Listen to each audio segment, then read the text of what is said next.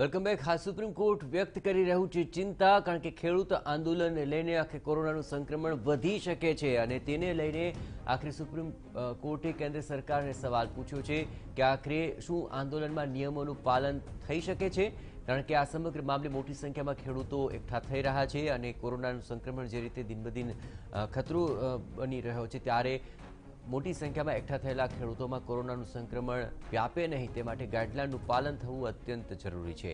ત્યારે સુપ્રીમ કોર્ટે આખરે કેન્દ્ર સરકારને કર્યો છે સવાલ કે શું આંદોલનમાં નિયમોનું પાલન થઈ શકે છે।